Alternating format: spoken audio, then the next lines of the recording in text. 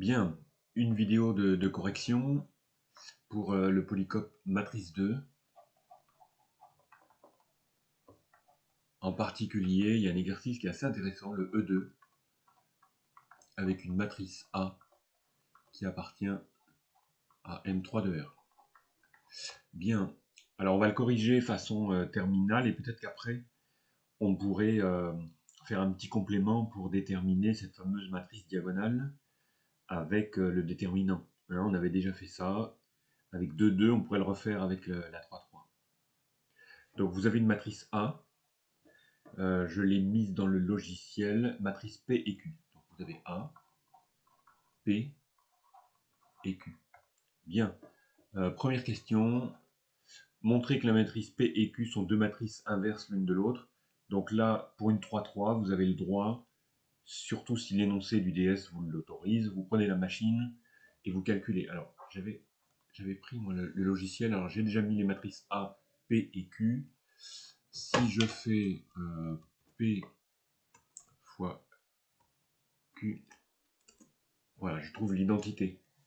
Alors j'espère que vous voyez assez à l'écran mon logiciel. Alors j'ai pris Xcas, hein.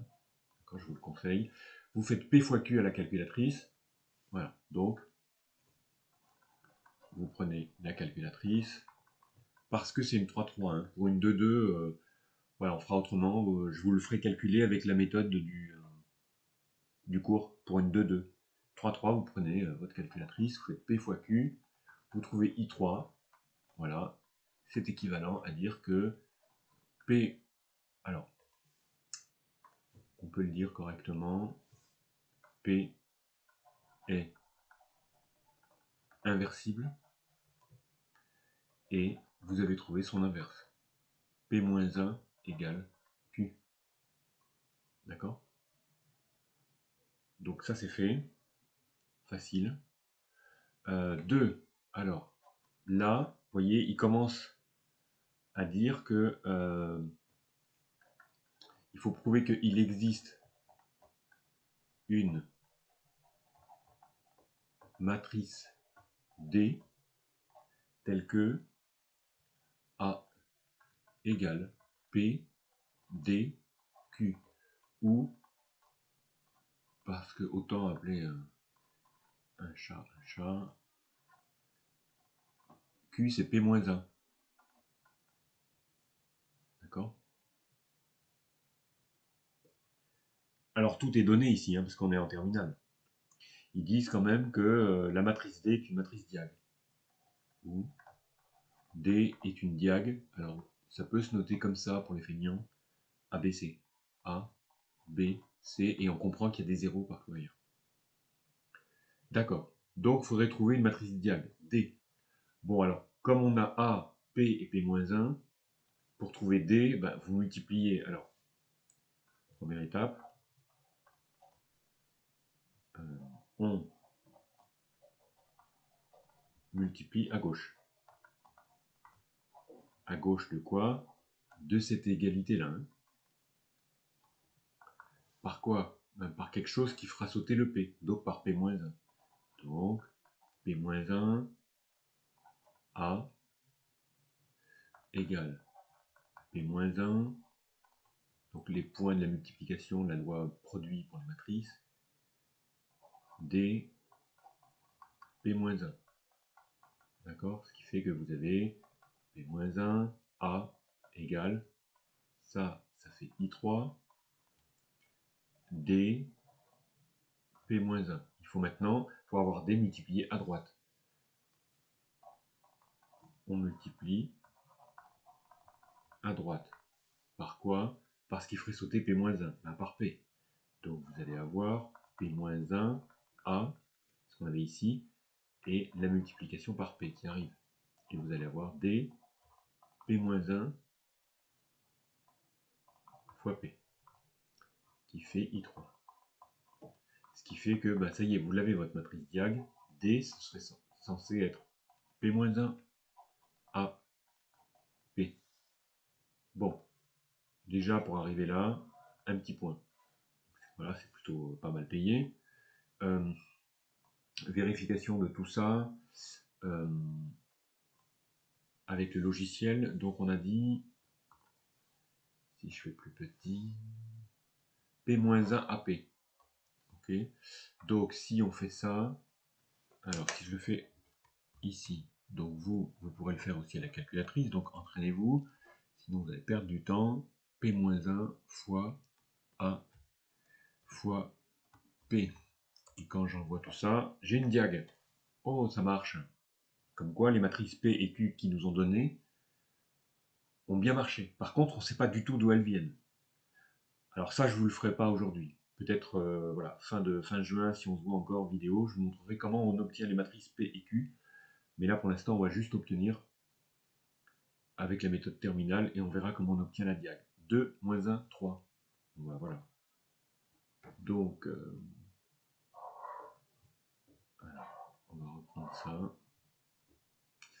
Donc, vous allez obtenir à la machine, ainsi, D égale 2 moins 1, 3. Est-ce que c'était dans cet ordre-là? Oui, 2 moins 1, 3. 2 moins 1, 3. Et des zéros partout. Voilà. D'accord? Un commentaire. On a diagonalisé la matrice A avec beaucoup d'aide, hein, c'est sûr. Voilà. On dira que A est semblable à la matrice diag D. La matrice diagonale D. Bien. Donc au niveau terminal, on vous demande ça, on ne peut pas aller plus loin. Déjà pas mal. Très bien. Ensuite, on continue. 3. Petit a. Bien sûr qu'une des utilités de ça, c'est de calculer des puissances. Voilà. Énième de A. Montrer que... Donc ça, on l'a fait déjà. Je vais le refaire avec vous. P, D puissance n, Q. Ou le Q, là, franchement, je préférerais honnêtement qu'on mette P-1, parce que l'année prochaine, quand vous ferez tout ça, il n'y aura pas de la matrice Q, ou très rarement, vous aurez surtout une P-1. Ok. Bon, il faut le montrer pour tout n. Montrer que c'est bien ça. Pour tout n appartenant à n, pour calculer la puissance énième de A, en fait, il suffirait d'avoir la puissance énième de D, qui est très très facile. Donc vous ferez ça par récurrence. Vous initialiserez pour n égale 0. D puissance 0, d'après le cours, c'est I3. Puis, à droite, vous avez, alors je vais prendre cette écriture, P D puissance 0 fois P-1 égale P I3 P-1 égale P P-1, et par définition de la matrice inversible, c'est I3. Donc, vous pourrez dire que P0 est vrai. Alors, c'est le P de propriété, pas le P de la matrice. Attention. Ok. Hypothèse de récurrence.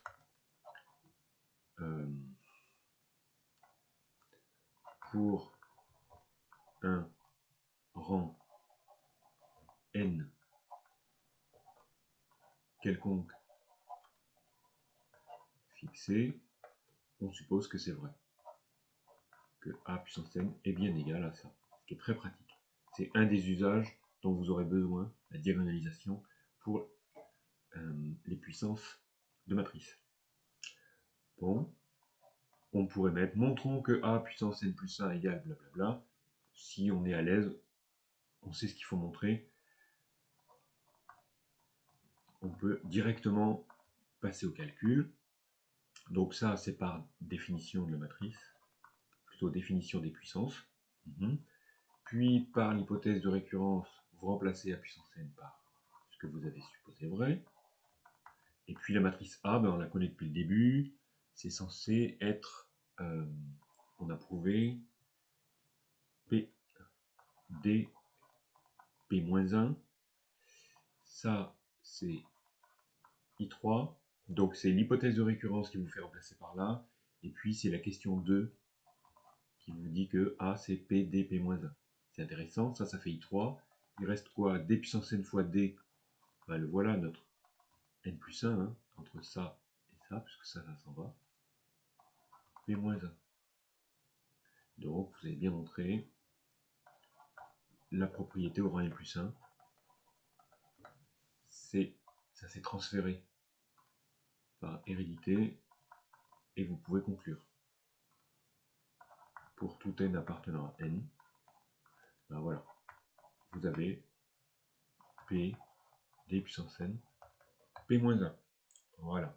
Ce qui fait que après, il vous restera à montrer. Alors, je serai peut-être plus précis sur l'énoncé. Je mettrai une question intermédiaire. Calculer D puissance n par récurrence. C'est-à-dire que vous saurez que montrer que pour tout n entier, D puissance n, c'est en fait moins 2. Qu'est-ce qu'on a pris? Moins 2, 1, 3? Non, 2 moins 1, 3.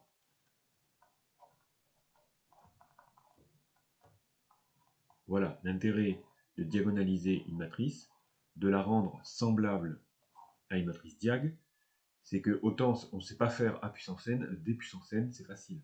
Vous le montrerez par récurrence. C'est facile. Pour n égale à 0, vous le supposerez vrai un rang n. Là, je vous le fais rapide. Je vous fais confiance pour détailler la rédaction. Toc, des zéros partout. Vous calculerez D puissance n plus 1, D puissance n fois D, c'est-à-dire cette matrice-là fois D, et vous allez tomber sur 2 puissance n plus 1, moins 1 n plus 1, 3 n plus 1. Donc c'est prouvé. Voilà. Et après, vous pourrez aller à la question 3b de l'énoncé, là, qui dit du coup calculer A puissance n. Donc A puissance n, vous mettrez votre P, vous mettrez votre D puissance n, c'est-à-dire 2 puissance n, moins 1 puissance n, 3 puissance n, et votre P-1. C'est Q. Hein.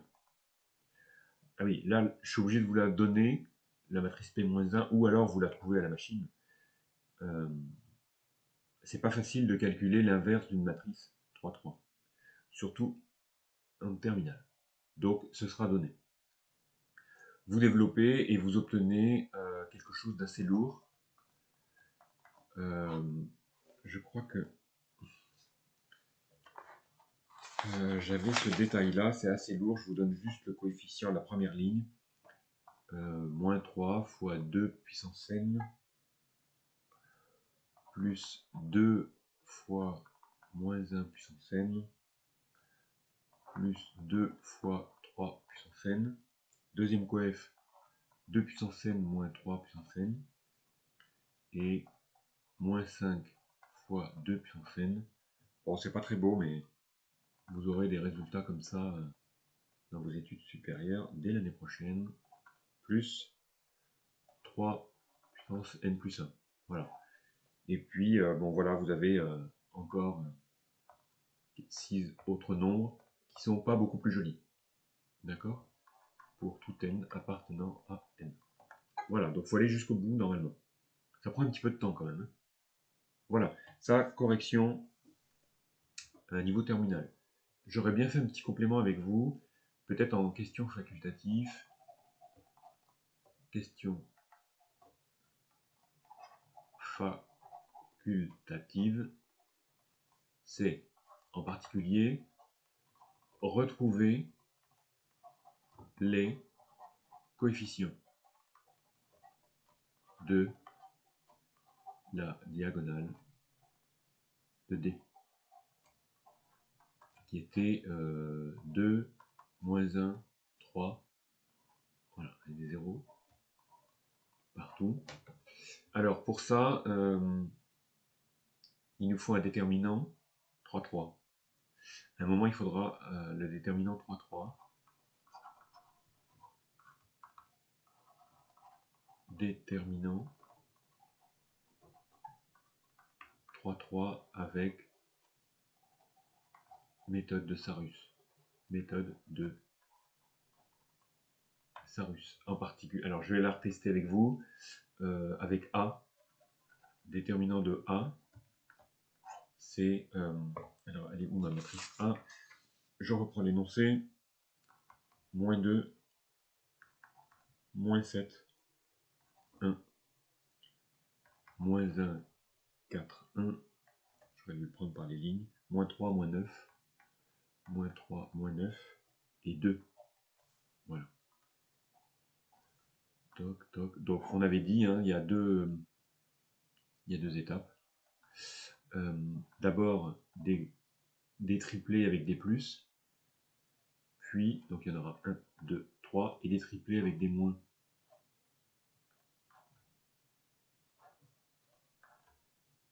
Voilà. Les triplés avec les plus, on va prendre d'abord voilà, les diagonales comme ça. D'accord. Donc je vais prendre les diagonales principales, là, de haut en bas. Voilà. Ensuite, je vais prendre la deuxième, ça va être... alors, la première, c'est ça. La deuxième, ça va être ça, ça, avec le dernier. Toc, toc, toc. Et puis, le dernier, ce sera celui-là, celui-là. Et il faudra que j'aille chercher celui du haut. Là. J'explique. Donc, on va faire le produit d'abord de tout cela là. Okay. Donc, moins 2 par 2 avec des signes plus. Donc, moins 4 fois 4. Moins 16. Première diag. La deuxième, c'est celle-ci là. Moins 1 avec moins 9 avec le 1. Moins 1 moins 9 plus 9 fois 1. Donc, j'ose pas mettre des traces parce que sinon, vous n'allez plus rien voir. Donc, l'idée, c'est que d'abord, on fait les diagonales comme ça. La première, la deuxième, moins 1 fois moins 9, plus 9 fois 1. 9. Puis, la dernière, c'est moins 7 avec moins 1. C'est pour ça que c'est les deux nombres qu'on voit là, moins 7 avec moins 1, avec le petit dernier, moins 3. Moins 7 fois 1 fois moins 3. Donc, on a du 21. Ici. Est-ce que je l'avais fait à l'avance celui-là? Est-ce que...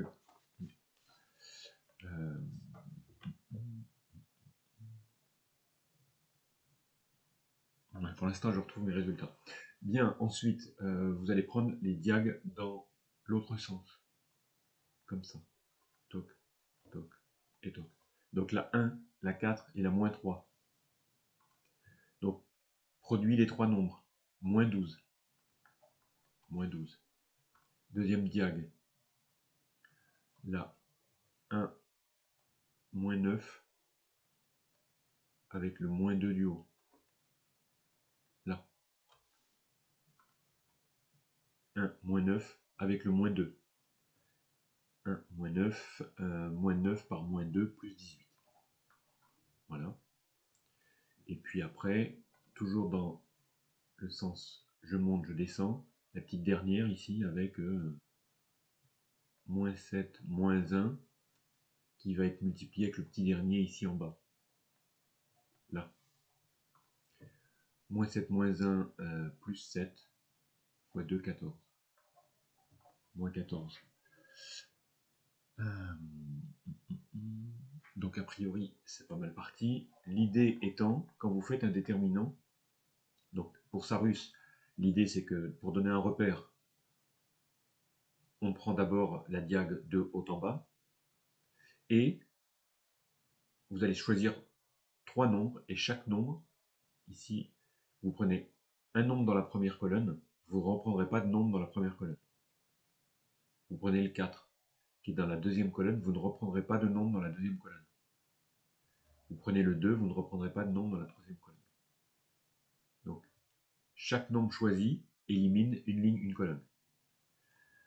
C'est pour ça que du coup, quand les moins 2, 4, 2, c'est fait. Quand vous prenez moins 1, moins 9, vous n'avez plus le choix que de celui-là, parce que en prenant celui-là, vous n'avez plus le droit à la première ligne, deuxième colonne, parce qu'il est à la première ligne, deuxième colonne. Quand vous prenez le moins 9, vous n'avez plus le droit à la deuxième ligne, troisième colonne, il ne reste plus que celui-là. C'est un petit peu l'idée. Ok? Voilà. Donc vous avez moins 16, plus 30, plus 12, moins 18, moins 14.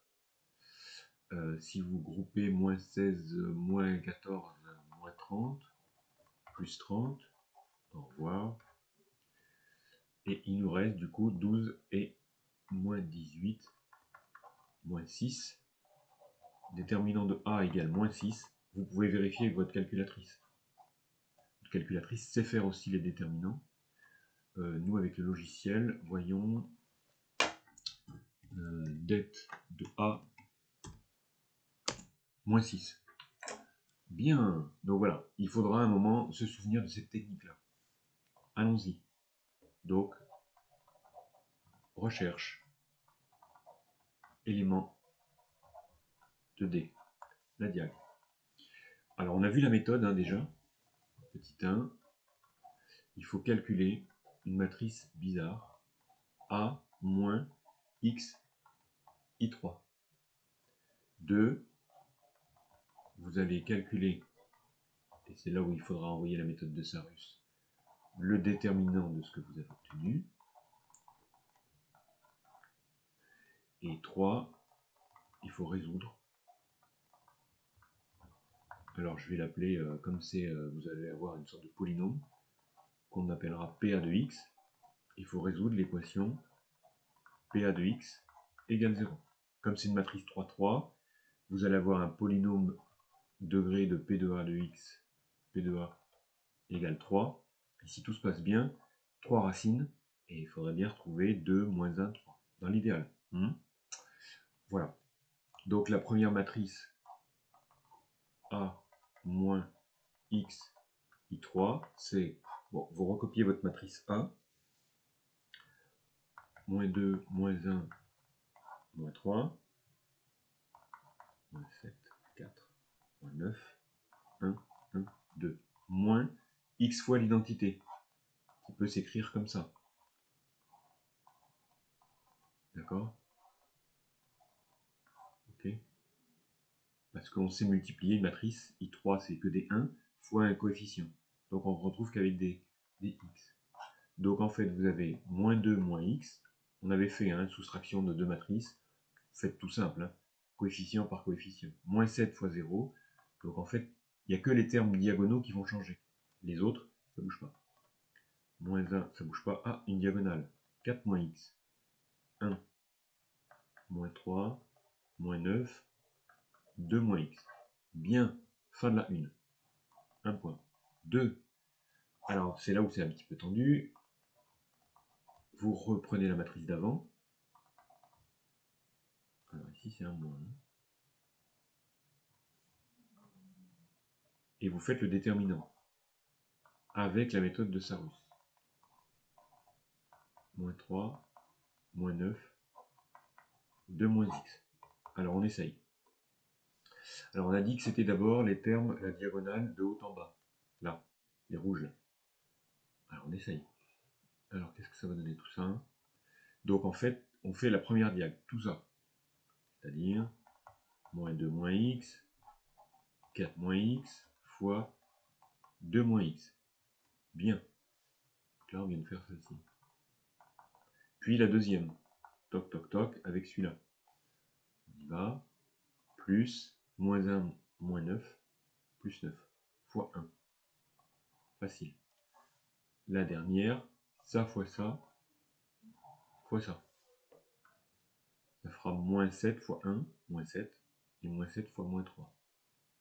Plus 21. C'est fini pour les diags haut-bas. Maintenant, il faut faire bas-haut.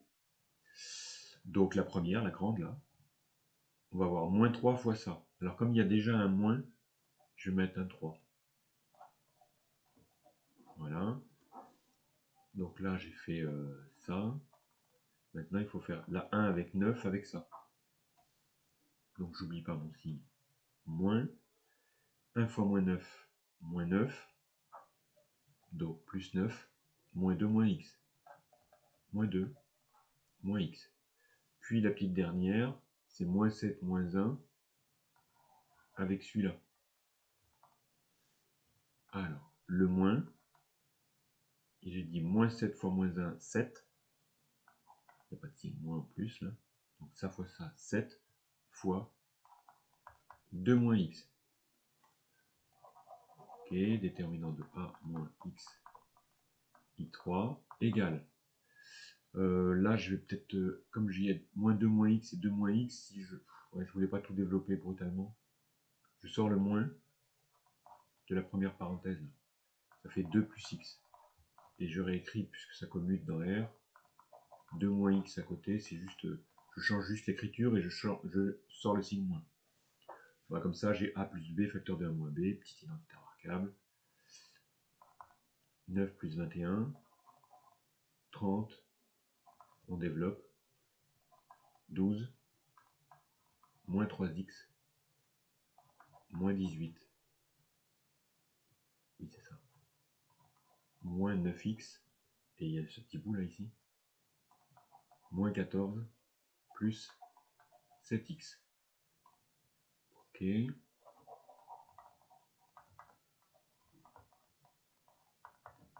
Donc j'ai dit A2 moins B2, 4 moins X2, 4 moins X.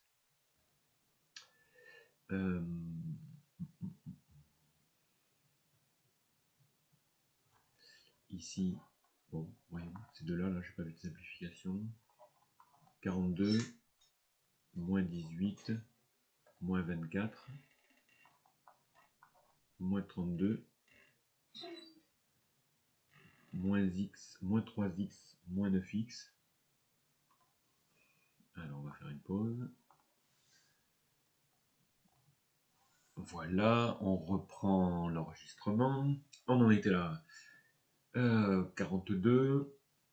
J'ai groupé ces deux-là. Là. Moins 20, moins 12, moins 32, c'est bien. Après les x, on s'y perd ou on s'y perd pas? Non, ça va. Moins 3x, moins 9x, moins 12x, plus 7x, moins 5x. Allez. Bien. Det a moins x, i3 égale. Ouais, bah là, il va falloir développer. Hein. Moins. Voilà, 16. Moins 4x, plus 4x, moins 4x2, plus 4x2, moins x cube, plus x cube. Eh oui, on avait dit polynôme de degré 3. Hein. Ici, il resterait 10, moins 5x. Au bout du compte, qu'est-ce qui reste? X cube. Ici, ok. Des x, moins x. Peut-être ici. Peut-être que quand même j'aurais pu prendre les x au carré d'abord. C'est quand même mieux. Il n'y en a qu'un paquet. 4x2, j'espère qu'on n'a pas fait d'erreur dans le calcul. Moins x ici, et puis moins 16 plus 10, moins 6. Alors, qu'est-ce qu'on aurait? On aurait det de a moins x i3 égale le polynôme pa de x qui serait égal à x cube plus 4x2 moins x moins 6. Alors on va vite voir si on s'est trompé dans les calculs. Notre diag tout à l'heure, c'était 2 moins 1, 3. Ouais. Donc, il faudrait que les racines de ce polynôme soient 2 moins 1, 3. Donc, on peut essayer de voir est-ce que on teste moins 1. On teste si moins 1 est une racine. moins 1 au cube, moins 1, plus 4, plus 1, non, moins 1 plus 4, ici. Donc là, il y a un petit souci. Alors, voyons, ça fait pas 0. Qu'est-ce que j'ai obtenu comme calcul, moi? Ah oui, il y a un petit problème de signe. J'ai obtenu moins x cube. Alors, j'ai dû ici. Il y a eu un oubli. Quand j'ai développé moins x2 ici, j'ai mis plus x cube. Mais comme il y avait ce moins, voilà, faites l'erreur. Je vous la laisse en... Je vais la mettre en violet. Ici, il y a un souci de signe. Il y a un moins, il y a un moins. Donc on recommence pour tester la racine moins 1. Alors allons-y. Moins 1 au cube, moins 1 plus 1. Donc 1 plus 4. Moins 1 plus 1. Et la 4. Voilà, c'est ça. 4 plus 2, 6. Moins 6, 0. Donc moins 1 est bien une racine. On sait que si moins 1 est racine, PA de x se met sous la forme x moins 1. Okay. Alors normalement, il faut mettre un polynôme ax2 plus bx plus c. Mais comme vous n'aurez pas le temps de voir, vous testez. Voilà. Comme vous avez eu déjà une version terminale avec la diagonale, pour aller plus vite, hein, on peut utiliser que vous savez que 2 est racine aussi. Donc on teste si 2 est une racine. Voilà, donc vous testez 2 au cube, 8, moins 8, plus 2 au carré 4, plus 16. Je suis en train de tester ça. Moins 2, moins 6. Moins 8, moins 16, plus 16, ça fait bien 0. Pareil, vous testez, on avait dit 2, moins 1 et 3. Vous remplacez par 3, ça fera 0. Vous conclurez, on a bien montré que les termes de la diagonale sont les racines du polynôme. Vous pouvez le nommer, il porte un nom, pas obligé, caractéristique PA de x. Okay, voilà. Donc voilà la méthode pour montrer, pour retrouver par calcul les termes de la diag. Voilà. Je vous rappellerai peut-être pas la méthode, mais bon, ça fait 2 fois qu'on en corrige. On fait A moins X identité, on fait le déterminant. Si c'est une 2-2, produit en croix, une 3-3, méthode de Sarus. On fait attention aux signes. On a un polynôme. Et une fois que vous avez les polynômes, le polynôme, si vous ne voyez pas la racine évidente, c'est pas grave. Parce que normalement, avant, on aura traité, vous aurez eu la diagonale. Donc vous prenez les termes de la diagonale, vous remplacez dedans et vous voyez. Voilà. Sinon, ça va. Vous risquez de mettre. Certains vont mettre du temps à trouver les racines. D'accord? Donc, utilisez la première partie pour vérifier les 2 ou 3 racines. Vous montrez que ça marche bien, donc voilà, ça y est, on a rempli le boulot. Vous risquez de ne pas avoir le temps de chercher les 3 racines. Si c'est un polynôme du second degré, ça va plus vite. La racine évidente ou delta au pire et vous vérifiez. Si c'est un 3-3, vous pouvez prendre les valeurs de la diag, vous mettez dedans, ah ça fait 0 une fois, 2 fois, 3 fois, c'est fini. Voilà. Bon, fin pour cette première vidéo. Je sens que la deuxième va traiter de la méthode de binôme de Newton appliquée aux matrices. Voilà, toute simple. Pour calculer, une deuxième méthode pour calculer des puissances n. Allez, à plus tard pour la prochaine vidéo.